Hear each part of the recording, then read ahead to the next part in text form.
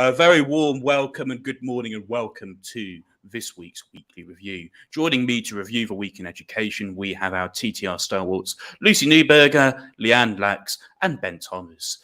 We've got three big stories today. The first one is about the school that is suing Ofsted for not following correct procedures, or so it alleges. Our second story, linked to our first, is about a new inquiry into the future of Ofsted, and we're going to be joined by Lord Jim Knight to discuss that. And then finally, Lucy's going to take a deep dive, keeping on the Ofsted theme, into ITT recruitment and why the projections look so miserable.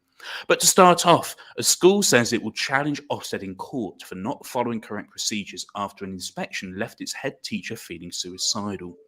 Queen Emma Primary School in Cambridge was downgraded to inadequate over a limited judgment on safeguarding, where Ofsted claimed that swift action is not routinely taken to keep people safe.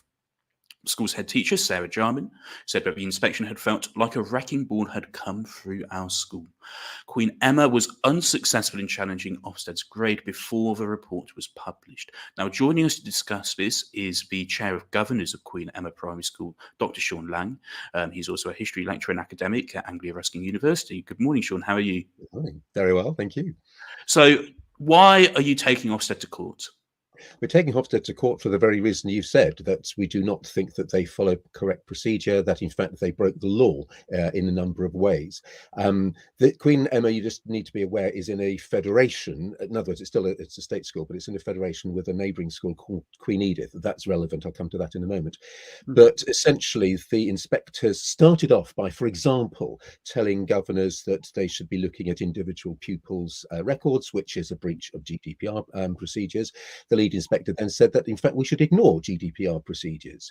But most importantly, when the inspectors undertook what we are alleging was an unlawful investigation of a child protection or a safeguarding issue that was raised with them. And just in case people aren't clear, because I must admit I wasn't clear about this at the time, there's a difference between inspection and investigation. Inspection is of the school, of the procedures, and in fact the inspectors had investigated safeguarding at the school and found it to be effective. But investigation is when you start going into an individual case, and that's what we allege that the inspectors did. Investigation is to be carried out by social care, or normally, and on the basis of that, they found the school inadequate, and it was basically down to that. And so what we're alleging is that the whole thing was based on not just procedural irregularities in terms of the manner of the inspection, which was bullying and which left a number of staff feeling intimidated and bullied, and not just the head teacher, but also that the manner in which it was conducted was in significant ways unlawful. And then just to compound all of that, and the most extraordinary thing, and Ofsted does admit this, the inspector then walked off with a substantial quantity of highly confidential and sensitive information relating to individual children and families, but also connected with what we are alleging was the investigation that she was carrying out, and did not report it to the information commissioners. And although Ofsted claimed that this was done inadvertently, because of the half-term holiday that followed, it wasn't until 10 days later that the school discovered this had been taken away and reported it. In all of that time, the inspector had the material, didn't report it. So if this was inadvertent, it casts doubt on the sort of competence of the inspectors. But if it was not inadvertent, then it would suggest that it was done deliberately. And that, in fact, is what we are alleging in our complaint to the High Court. Well, that all sounds fairly comprehensive. It's worth noting, but Ofsted has said that they completely refute the allegations and they firmly stand behind their inspection and published report into Queen Emma's. So, as you've said there, you believe that Ofsted's broken the law statute, and this is very important because the courts don't make judgments on moral issues or whether Ofsted is morally incorrect. We're not going to see Amanda Spillman standing outside her local church on a Sunday morning waving a white sheet. But what we are going to do is, what will happen is a judgment into whether Ofsted has broken the law. And one of the key interesting things here is about the idea of safeguarding as a limiting judgment, about how the school has been graded inadequate because of failure of safeguarding, which has made leadership and management inadequate. And whether or not these have case in law, because in previous Ofsted inspection frameworks, there have been references made to limiting judgments, but as far as I can see, there's no where in the current education inspection framework, where actually it says that in all cases where this is found to be inadequate, they'll be inadequate. Leanne, any questions, any thoughts about this? Seems to be, Doctor, that a lot of the Ofsted stories that are coming out at the moment is that safeguarding seems to be their key word of the moment. Yeah. I think it seems that you found that as well, and everything else seems to be overlooked.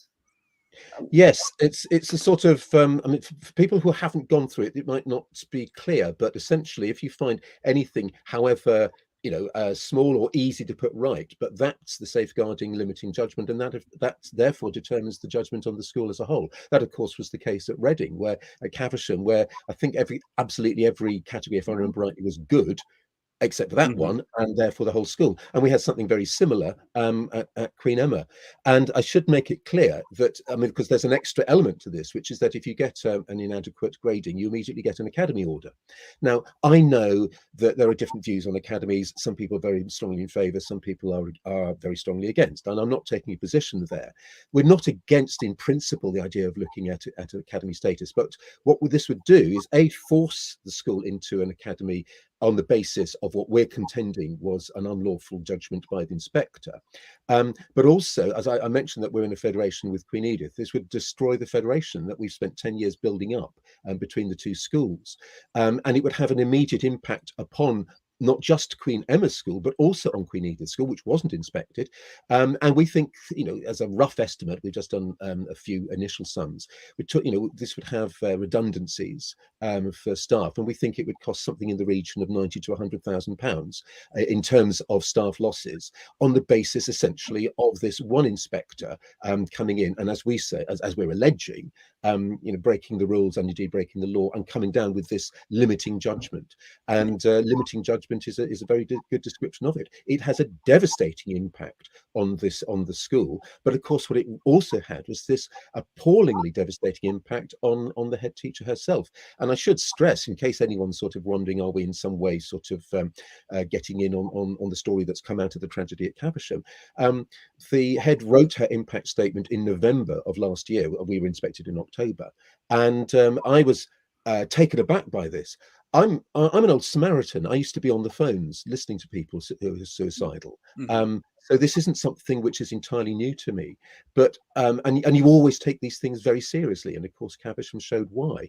But the fact that it could have that impact on someone with whom for whom I have the absolutely deepest respect, our head teacher, as a professional and dedicated head teacher, was quite profoundly shocking, and it shows the human side of what can otherwise appear to be simply a sort of game in an administrative process and exercise. It's not just that; it has this impact on people's lives. It seems to be an ongoing theme, because I believe it was not last week where we had a parent from a school in Sheffield, Kes, which was Sheffield's last secondary comprehensive, and was being forced into a Brigantia trust where the parents didn't want it to go. I think just 3% of parents said that it proved that Brigantia was a trust. Ben, you're a senior leader in a primary school. Does the story of Queen Emma and what Sean has said this morning, does it chime with you? Any reflections?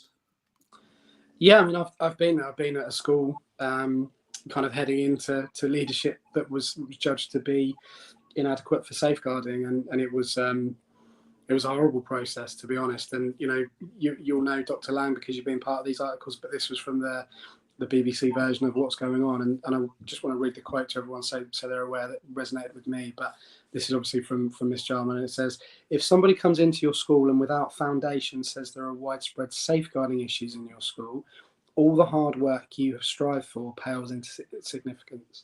And I that really, out of the whole, I followed the case very closely because it's of interest to me, but that quote, the kind of without foundation and kind of relative strangers coming in is very, very difficult. And having been on very positive Ofsteds in previous years and some pretty damning ones as well in different areas, it's very, very hard to get over that. And it's, my hope is that all the staff are doing as well as they can, obviously Miss Jarman and the school and ultimately pupils as well, because that's what you guys are there to serve. But I just thought that quote was really, really powerful, and yeah, it's a tricky time.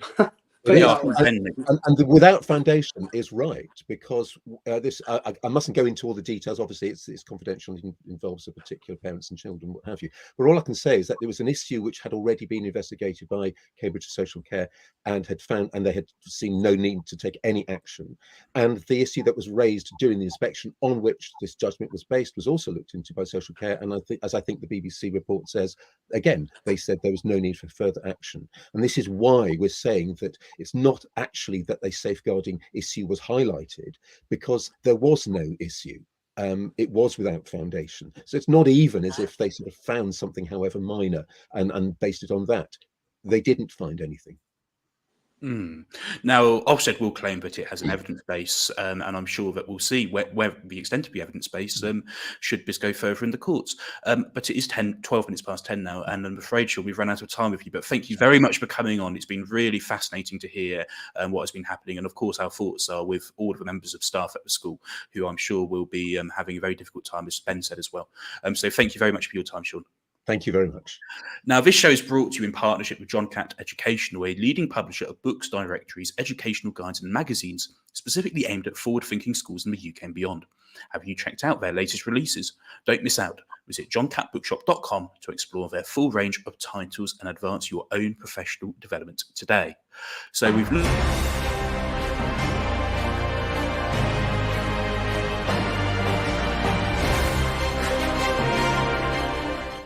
And our second story of the day is about a new inquiry into the future of Ofsted, sponsored by the National Education Union. The inquiry, called Beyond Ofsted, will develop a set of principles for underpinning a better inspection system and proposals for an alternative approach. And the inquiry's report is set to be published in November this year. Joining us today is Lord Jim Knight, the inquiry's chair, and Schools Minister under Labour Prime Ministers Tony Blair and Gordon Brown. Good morning, Jim. Good morning to you, Tom. Nice. Thanks for inviting me on. No, it's an absolute pleasure. Thank you very much for coming on as well. Did you catch any of what Sean had to say about the case of Queen Emma? Have you been following it in the news? Any thoughts on that, first of all? Yeah, I caught the end of it, and I've been following the case, obviously, because I'm doing this inquiry. And yeah, I also chair a multi-academy trust of 28 schools. So yeah, I seem to be living and breathing Ofsted in amongst one or two other issues that I'm involved with. And obviously, it's just very distressing to hear. Coincidentally, in some ways, the other half of my life at the moment is wrapped up with the online safety bill, where we are haunted by the experience of lots of young people and the harm that the online world causes them, and to then be looking at the harm that a government-funded, regulated inspection service is causing teachers and their leaders, and through them, children in this country, is just terrible. It's tragic. Certainly, and it's certainly not an isolated instance either. So you're chairing the Beyond Ofsted inquiry. How's it come about? Who's approached who, and what's the aim? So this came about last year. I was approached by Mary Bowstead, one of the two general secretaries of the union, and asked whether or not I would consider chairing it. It's something that they and she very much wanted to do. They recognised, coming through from their members and their interaction with school leaders generally, that there was a significant set of problems attached to Ofsted. It was the root cause of some of the issues around recruitment and particularly retention of teachers. It was causing mental health challenges, the high stakes nature of the inspection, and the punitive rather than supportive nature of inspection. And they also saw the inconsistency around the inspection, the quality of the inspection teams, the way that the handbook was being adhered to or not. And that chimed with me, frankly. It chimed with my experience just in the last 18 months in chairing the multi-academy trust that I'm involved with. And so whilst I don't necessarily have a huge amount of time to do another piece of work like this. It felt really important, and we've got to try and get this right. I do think schools need to be accountable. I do think there is potentially a place for inspection, but it needs to be human. I'll draw the parallel with what I think children need in school is they need to feel safe. They need to be supportive. They need to learn in a positive environment, and there needs to be ambition for them. And we need something very similar from an inspection service. It needs to be a safe service, everyone involved having a safe experience, and it needs to be supportive, but it also needs to be ambitious. And I think we can have all of those things. We don't have them at the moment. And so this is an inquiry into school inspection. It's not into Ofsted and all of its whole remit. It's just about thinking about school inspection, the examples around the world, and how we might be able to do it better.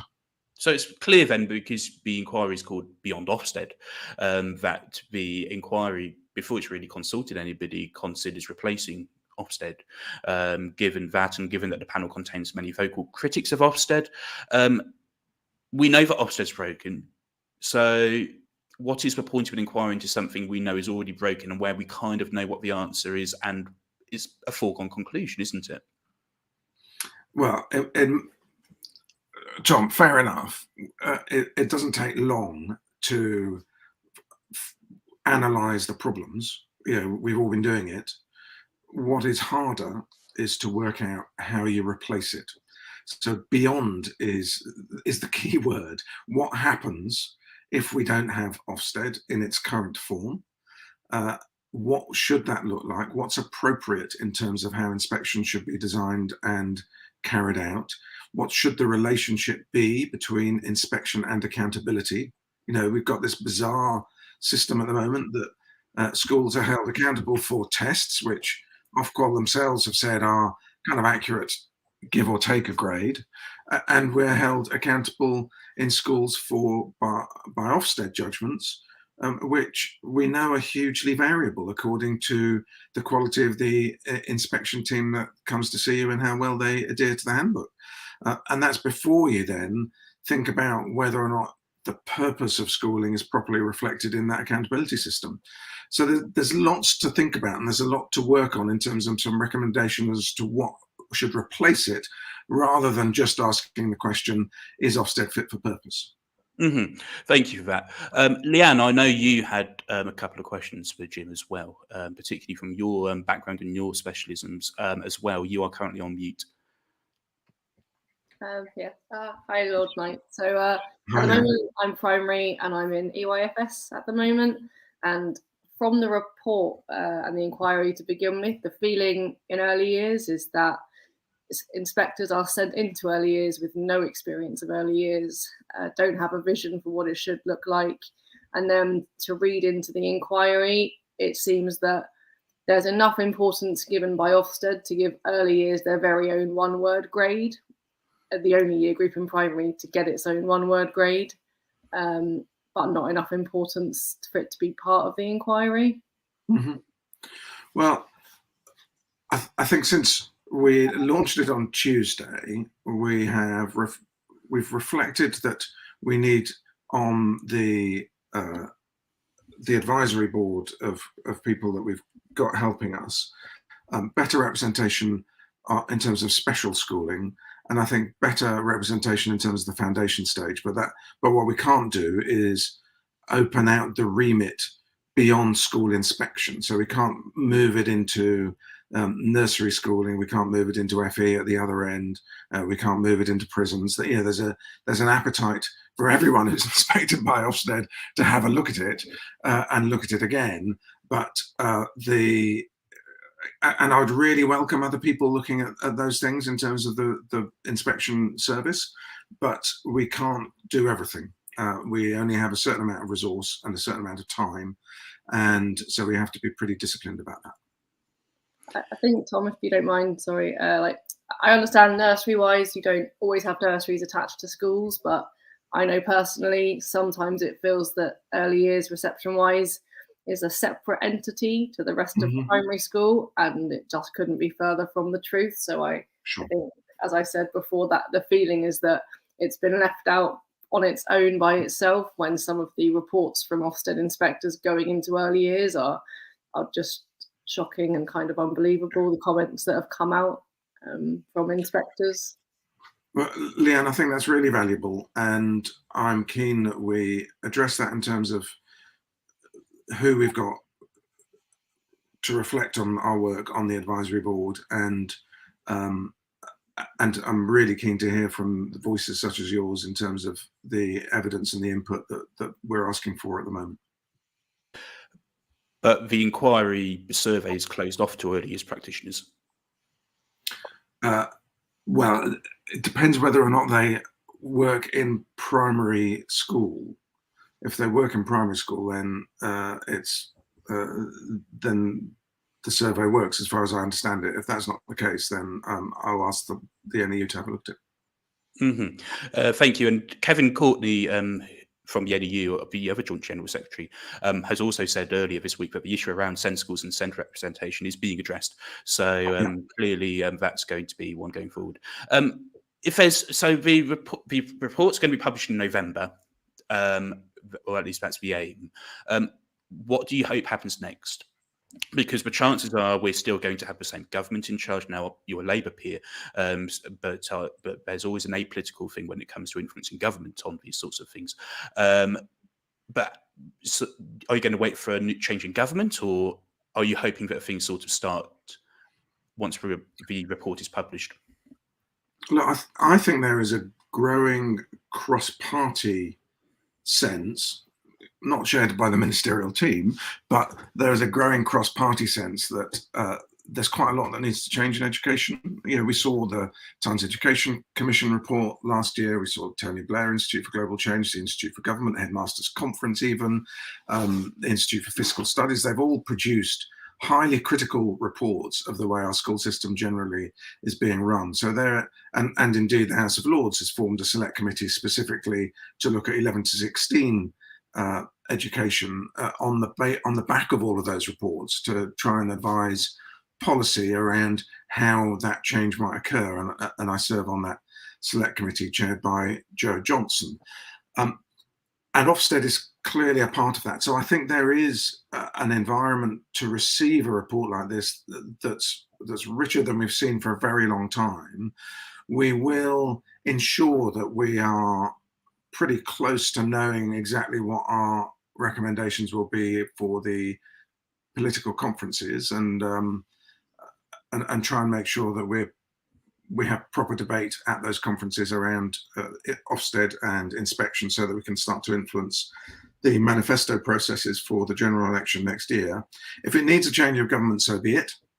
But I would like to see some influencing of all of the political parties and the whole policy debate, so that we can, a bit like where we started this conversation, we can start from a point of view of, yeah, the status quo isn't working. Now let's have a proper discussion and a policy debate about what happens in the future. Jimmy, it's been fantastic to have your insight. We've really appreciated it. Thank you very much for your time, and enjoy the rest of your weekend. Thank you. Take care. That was Lord Jim Knight there talking about the Beyond Ofsted inquiry and sharing his thoughts on the aims, scope and implications of the process. It's now time to move on to our final story of the day.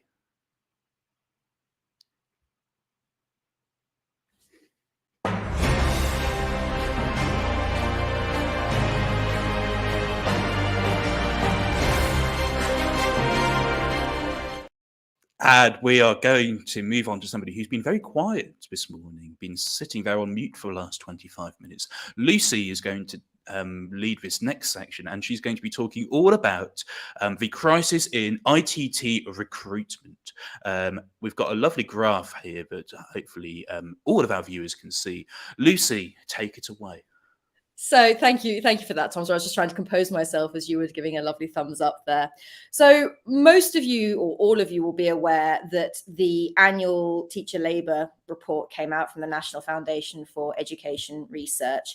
And it makes for intriguing reading. And I'm not going to take you through the entire thing, because as much as I love a research rabbit hole, I want to just bring up some of the key points here. Now, of course, there's a lot of negativity, isn't there, at the moment surrounding teaching, and it seems like everything we talk about has a bit of a sort of sad side to it. But I think it's also important to acknowledge that, you know, we are in a crisis, and we're clearly having a number of issues. And I also want to think about kind of where we go from here. But just a couple of headlines or key findings from this report. So initial teacher training recruitment is down 20% lower than before the pandemic. I think that, I mean, I don't know what your thoughts are on this, but I think for a number of reasons, given how teachers were treated during COVID, we got a lot of backlash that we weren't doing enough, that we were just sitting at home having a lovely old time and getting paid. And actually we were working harder than ever. I certainly, when I was still in the UK, I was on a rota for being in and out of school. I was teaching online as well. And as I'm fairly sure you all were with key worker children and all the rest of it as well. So the fact that on the back of that, and then as well with the exam algorithm debacle with Gavin Williamson, which we were all familiar with, I think people see that and suddenly think, oh, you know, I don't want a bar of that. So in my mind, it's no wonder that it's down in that respect. It's likely to be 20% or more below target this year for primary and 9 out of 17 secondary subjects. Now, primary is not doing as badly as some of these other subjects. And as you can see, and I know that HB has pointed this out to me numerous times, that history, classics and PE seem to be the subjects that are doing particularly well. Classics, for example, I mean, I don't know how many classics teachers you know, but I can't imagine. I mean, I could be wrong, and I'm sure if they're classics teachers listening, they'll come down on me very hard for this. But if you've got a low target, it's not that hard to meet. But I mean, classics teachers out there, I don't know how many of you there are. One of our wonderful former TTR host, long-standing host, Emma Williams, of course, was a classics teacher in the state secondary school for many a long time. So they do exist. Oh no, they do definitely exist, and it's nice to see that history is so popular. I'm a big fan of history. I took it for GCSE. I wish I'd taken it for A level. So it's good to see that, and PE of course as well. But as we are well aware, subjects, certainly the sciences, are experiencing difficulty. Maths, all those ones that are less popular, shall we say, but despite the incentive that's often attached to those, the financial incentive, it's still not hitting the point. And then where was the other point I wanted to look at? Schools posted 93% more vacancies in 22-23 compared to before the pandemic. And again, I think this is linked in my mind to the reasons mentioned before, that there are when we're looking at graduates coming out now, they're not wanting to head in the direction of education. There are better paid jobs out there. There are better graduate schemes. And given the impression that people have of teaching at the moment, of education at the moment, and this has gone on for a while, it doesn't have the shiny appeal that other areas do. And I don't really know, and I haven't really got as far in my mind as to what we do about this. There's so many things to address, and this is just another thing that's adding to the pile of woe at the moment. And I don't really, I wanted to kind of end this on a positive element, or look at this as a positive element. But to me, if you're going to incentivize or entice people into a profession, you've got to give them motivation to do that, be it pay, be it, perks, be it ways to work more in a more flexible manner. And certainly this is addressed in the report as well.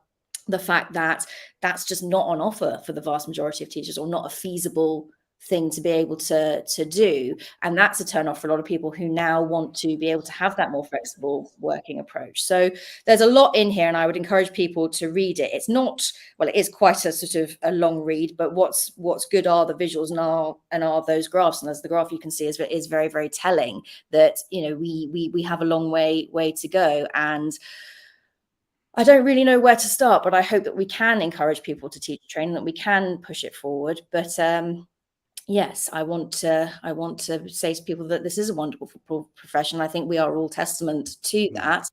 But we need to be able to find a way to entice those graduates away from, you know, other things that they want to do, and say, hey, you know, teaching is great, it is so rewarding, and you know, you can do it in a way that is sustainable for you, and you do get paid well, and you are able to move up the ladder. But we'll see. We shall. I wanted to add a couple of things. First of all, one of my former colleagues, who's just coming to the end of his third year now as a qualified computing teacher, is leaving the profession in the summer, is going to go and get a 50% increase in salary working as a software engineer.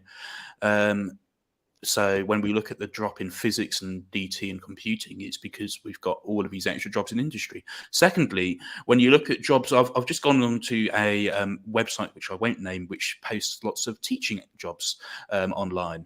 And I've gone a 70-mile radius within me, which I'm in Nottingham, so I'm in the middle of the country. There's 81 history jobs.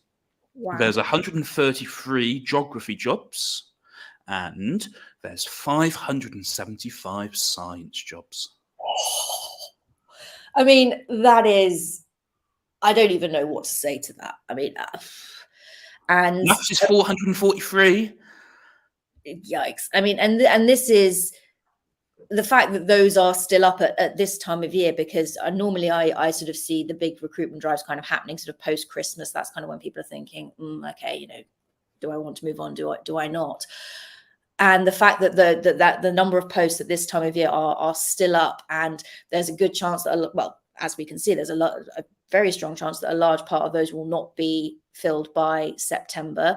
And you'll have a situation where you've got supply teachers coming in and out, those that maybe don't want to stay long term. And particularly when you're looking at secondary and you're looking at children taking exams and things like that, having that consistency within those subjects is so important, and having a teacher that is with you for that journey is so important. So it's, the knock-on effect is huge, and it's, I honestly, I wish I had the answers, and I wish I could sit here and say I know what to do about this, but I don't, because it's so much bigger than us as the teachers in schools. It's, as we've been pleading for weeks and weeks for the government to listen to us over various things, and still we get ignored. And if this isn't proof that we need to seriously go back to the drawing board on a number of these points, then I don't know what is. Well, that's a really useful insight there. Thank you, Lucy. Before we move on to shows of the week, I just want to hear from Ben and Leanne on this, because I'm aware that Ben in particular has been quite quiet so far, apart from since the first story at least. Ben, your primary, what does recruitment picture look like locally to you? Are you concerned? Is there a way out of this? Well, we're about to go through a recruitment drive. There are a couple of people I think have just had enough of me, so they're up in sticks and moving schools. But no, we're about to go through quite a heavy recruitment drive for the first time in probably about 3 years. So from my point of view, I'm hoping that it's going to be okay and we're going to be able to recruit. I mean, you know, looking at those figures and you know, kind of anecdotally, there clearly is quite a massive crisis in the specific subjects that, you know, you guys have already talked about. You know, I will say that I've been teaching for 15 years now, and I'm fully aware that I don't look it, but it has been that long. But it's one of those things where when I joined at a fairly, I wouldn't say easy time, but, you know, the government was different. There was money, there was support, or it felt like that anyway. Jim Knight was schools minister.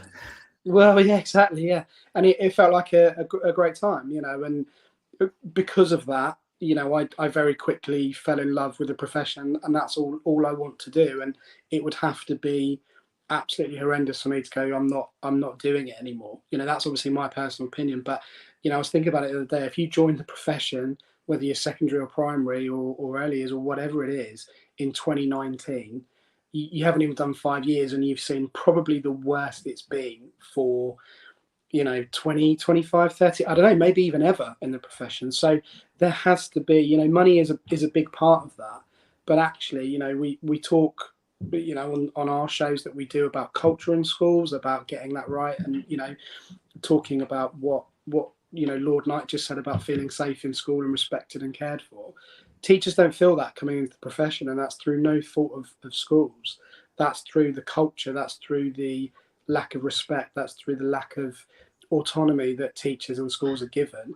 and that's a culture shift that really, it's kind of nothing to do with schools. It's about the overall way that this country views education. So in order for that to even be addressed, pay is a huge part of it. We know that.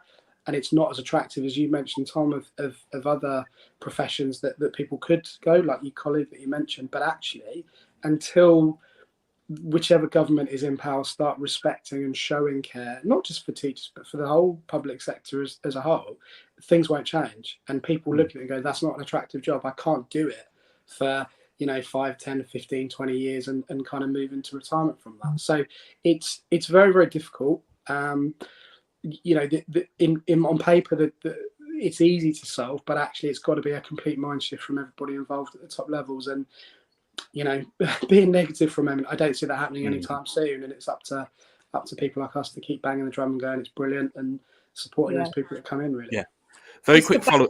Sorry, Lucy. Just to back up with the stats here, just mentioning the pay. So in 2021-22, real earnings growth since 2010-11 was 11 percentage points lower for teachers than for similar graduates, and median teacher pay in 21-22 was 12% lower in real terms than it was in 2010-2011. So that just gives you some idea of where we're at just from the pay point of view.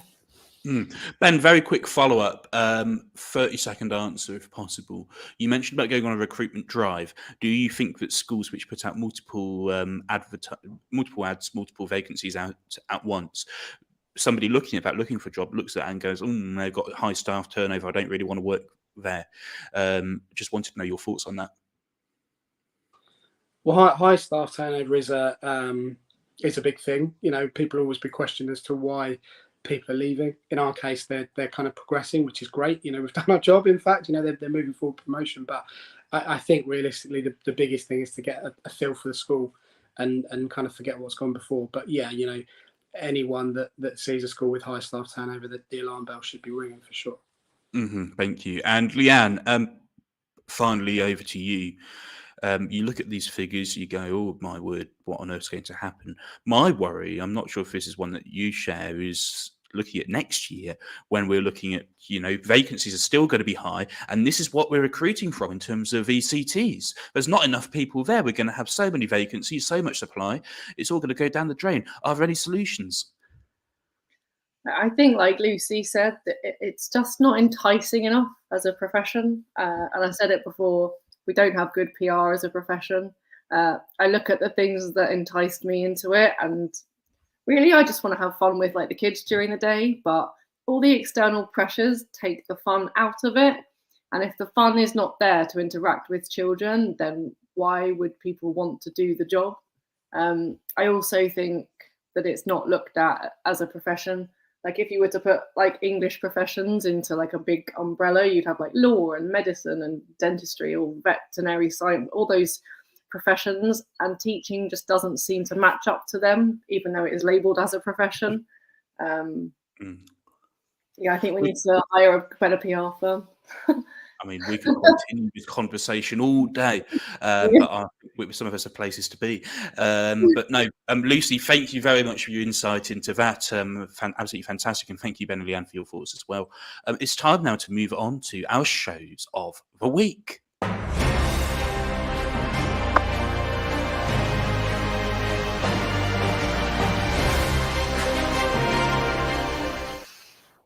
It is time for the best part of the day. It is shows of the week. I'm going to work out my order now. Lucy could go first, given that she's the one who broke the straight face first. Then Leanne, then Ben, then me. I can't do the phrase. So I thoroughly enjoyed Christopher's show this week. He had Dr. Lucy Kelly on, who was talking about her book, Reimagining the Diary. And I mean, it's very difficult to talk about this in 30 seconds, but Lucy's whole approach is for teachers to be able to kind of download the day into through doodles, through writing, through whatever you want to do, and not see this whole process as a chore, see it as something that's rewarding, something that's really enjoyable. There's a whole physical kit that's involved with this. It's also about not doing it online, kind of doing it as more of a sort of something that's just about you, a kind of meditative experience. Please listen to the show. The book's incredible, and enjoy. Thank you, Lucy. Leanne, over to you. Mine was Natalie's show, The Transformative Power of the Performing Arts in Young People. She was joined by Richard Gregg, and I think drama should be in every part of the curriculum. I think it brings out children's ideas, children's creativity. I don't think you could beat it. Also spoke about transferable skills. So, I mean, any skills you learn in a drama workshop, you can't just use them in the classroom, you use them in life as well. So I'm a big supporter of drama in the curriculum. Fantastic. Ben, your show of the week. Yeah, mine was Tom and Monica Geldarts. Obviously, Tom was delighted that I chose this show, but it was nothing to do with him. It was all to do with Monica. It's Tom Rogers before you carry on. Yeah, not you. Yeah, Tom Rogers. So I need to specify that. Yeah. Yeah. Look, I think Monica is hilarious. I think she is exactly what teachers need to see. First, I'm laughing because I'm just thinking about all the sketches in my head, but it's just really nice to sometimes listen to an educational based show that isn't to do with an educator, if that makes sense. And she's just really funny, and it's just what the profession needs, and she just nails it. So it was a really good conversation, and it was, I know we've obviously had her previously, but it was great to have her back on, and just really funny. So definitely check out the show and also her videos too. A really good recommendation. Thank you, Ben. My show of the week was the Friday Morning Break with John Gibbs. He had Lekka Sharma on to talk about her latest book, Building Culture, sponsored by John Catt Education, published by John Catt, which talks all about that really thorny, important issue, school culture. We all want it. We don't all have it. So how on earth do we build that school culture that supports pupil outcomes, but also staff and staff well-being as well? And I thought it was a really fascinating conversation. It talked about, collegiate coaches and cooperative coaches and how actually the best schools sort of work together and encourage and welcome discussion and debate. And it's not simply top-down bureaucratic, but actually there's much, much more to it in terms of building a school culture. So yeah, my show of the week was John Gibbs with Lekka Sharma on building culture. That brings an end to today's extended version of a weekly review because we've had two external guests. So my big thanks to Dr. Sean Lang and to Lord Jim Knight for coming on to talk about Queen Emma and Beyond Ofsted, respectively. Now, here's a bit of news, and I'm going to look at Lucy's face here. We're not on next week. No, we're not on. So we will be back on, I believe it's the 14th of May, and that will be our next weekly review. So I hope you can wait a fortnight. But in the meantime, we're Teachers Speak Radio. We are leading the education conversation, and we shall see you in 2 weeks' time. Take care.